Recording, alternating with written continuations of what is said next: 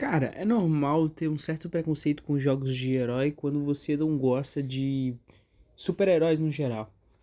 Mas hoje eu vou mostrar aqui pra vocês como que um jogo pode ser o ápice de uma saga, de um gênero e até mesmo ser um dos melhores jogos da história. Esse jogo é Batman Arkham City. Olá, pra quem não sabe, eu sou o Drake e hoje eu vou apresentar essa maravilha de jogo com ambientação, elenco e simplesmente uma gameplay sensacional. Para isso eu vou dividir o vídeo em partes. Vamos lá. Gameplay. Cara, gameplay do Batman Arkham City é simplesmente impecável e já começa revolucionando os jogos. Claro, não totalmente mérito seu, mas também do seu antecessor, Batman Arkham Asylum. Mas o seu combate é extremamente imersivo e satisfatório, bem relaxante bater em bandido. Mas o que a gente conhece como free flow é uma coisa que a gente vê até hoje nos games, principalmente por conta da popularização através dos jogos do Batman. O maior exemplo que eu posso dar disso é o próprio Marvel's Spider-Man, que até hoje também usa isso, o Spider-Man 1, o Spider-Man 2 e a forma de árvore de habilidade também, que no Batman não é bem uma árvore de habilidade, é mais no caso do Batman Arkham City, não é bem uma árvore, é mais uma forma de upar. Você vai jogando na campanha ou missões secundárias e aí você vai upando seu personagem, o que também acontece no Marvel's Spider-Man, assim como no Batman. É a forma como você desbloqueia os mecanismos que você usa durante a gameplay, as ferramentas no caso, que é conforme a campanha vai passando, o jogo vai te dando a possibilidade de usar algumas coisas a mais. O Batman Arkham City, por exemplo, que eu me lembro agora, é tipo aquela arma de eletricidade que você usa para abrir ou fechar portões,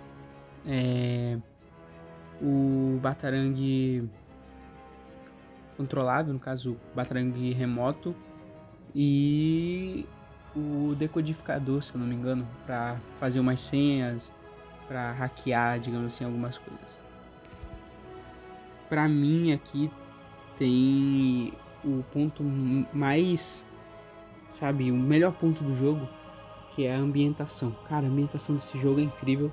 Simplesmente a cidade de Arkham é uma prisão, para quem não sabe, e é perfeitamente feito. Você consegue ver os muros ao redor da cidade e é muito interessante como eles usam justamente essa cartada para, digamos assim, parar, né, o mapa. Digamos, você chega lá no final do mapa, aí o que em muitos jogos é uma barreira invisível, nesse jogo aqui é o muro justamente fechando a cidade, porque como é uma prisão, ninguém pode sair, ninguém pode entrar sem supervisão. E cara, é muito bom. Onde tu vai, tipo, num beco, numa esquina, tem bandido pra bater. E isso é muito bom. Porque você quer, eu vou só ficar andando, ficar apreciando aqui, mas não, tem bandido lá. A melhor coisa que tem aí, que tá passando aí no vídeo, é pular de cima do prédio já dando uma voadora na cara do safado, do bandido que tá no meio do beco, mano. E, tipo assim, não só nas ruas,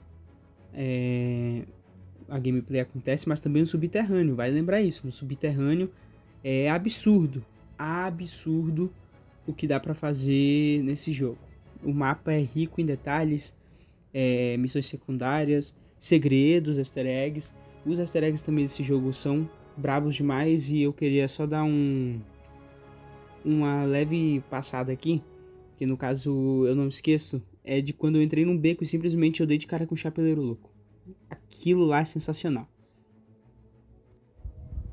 Então, anteriormente eu tinha dito que o ápice, o ponto mais alto do jogo, era a ambientação, mas eu vou ter que voltar atrás.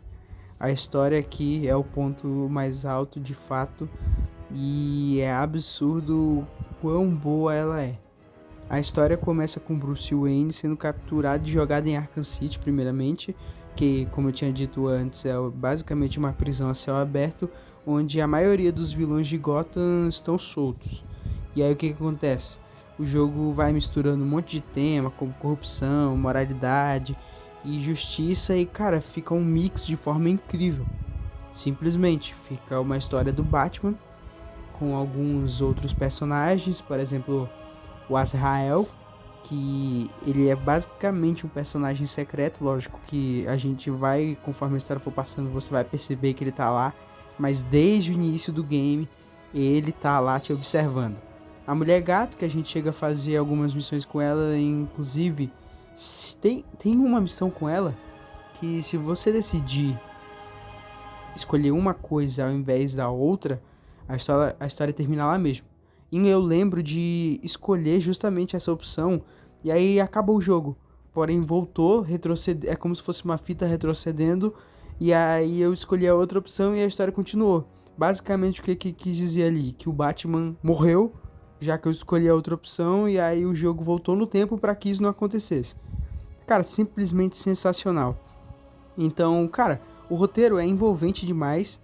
E destacando aqui agora, Hugo Strange. Eu nem sabia que cara era esse, mas o cara é... Eu não vou falar a palavra aqui não. Mas o cara é absurdo de bom sendo vilão. Ele simplesmente não tem nada demais, é só um cara com poder absurdo. Poder no sentido de política, decisões, essas coisas. Que simplesmente faz um inferno na vida do Batman, cara. O Coringa, eu não preciso nem falar.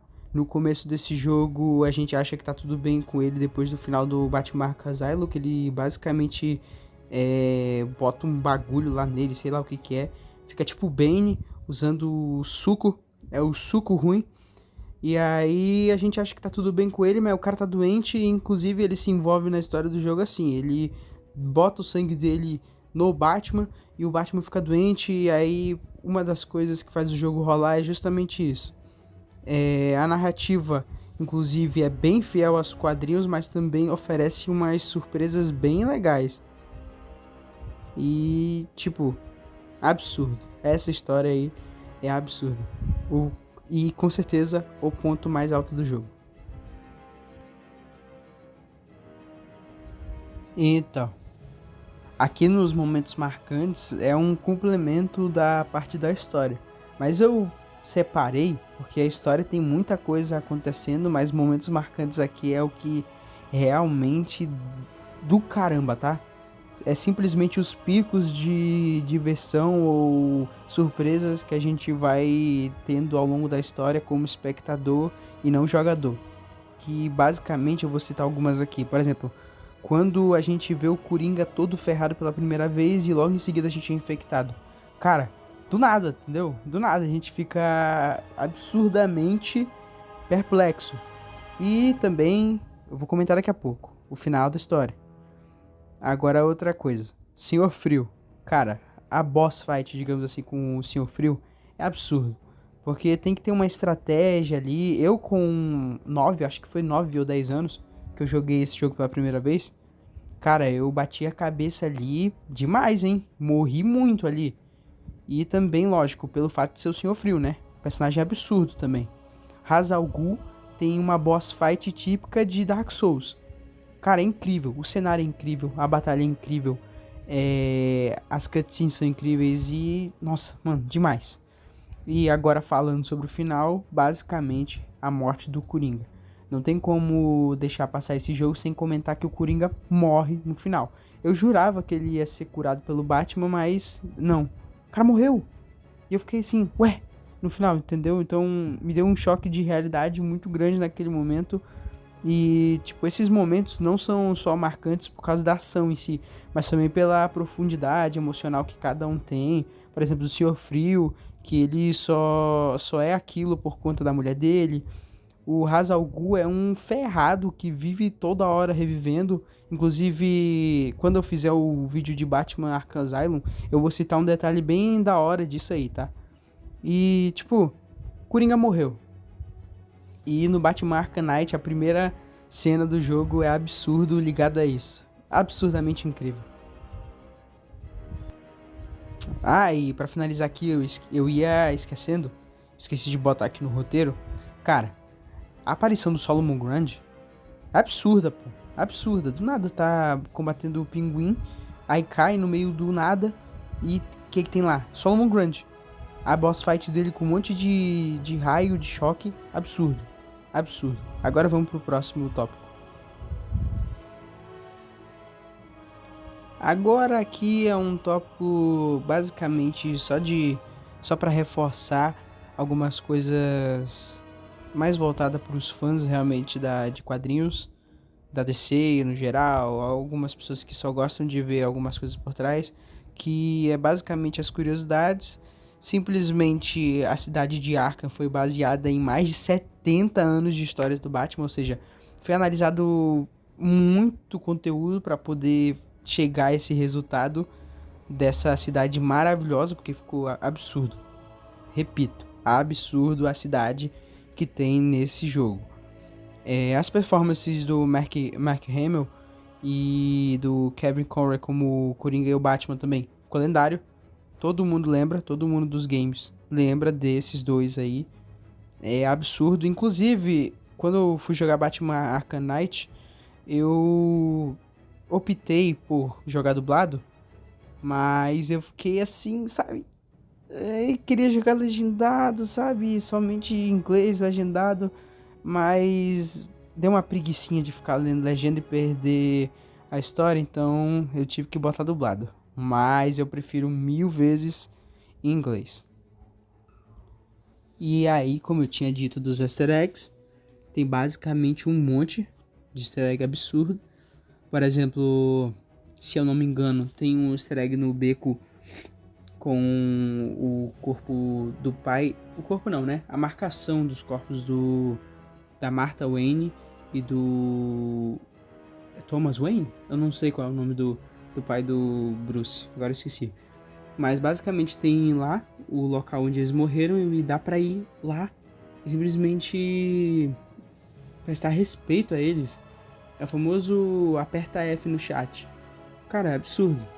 A sala secreta do Gus Strange, o Chapeleiro Louco, como eu falei, eu não lembro. Se eu não me engano, isso chega a ser sim uma missão do jogo, mas do nada. Eu só tava simplesmente explorando o mapa. Eu entrei numa porta, num beco, e deu na sala do Chapeleiro Louco. Absurdo. E também a gente vai descobrindo a maioria dessas coisas através das missões do Charada, que são insuportáveis. Eu acho que isso todo mundo concorda.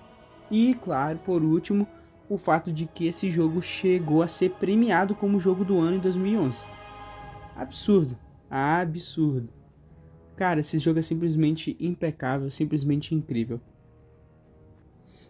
Então, por essas e muitas outras coisas que Batman Arkham City, na minha opinião, não é só um jogo incrível, mas também um marco na história dos games no geral, não só dos jogos de super-heróis. E, tipo, ele mostra, né, o que acontece quando uma equipe de desenvolvedores absurdamente, com certeza, entende o que eles estão fazendo, entende o personagem. Então, gostaria que vocês botassem a opinião de vocês sobre esse jogo. Então, se tu gostou do vídeo aí, deixa o like. Se espera mais coisa boa do meu canal aqui, se inscreve, porque eu só tenho um celular, um PS4 e um sonho. Então é isso, tamo junto, falou!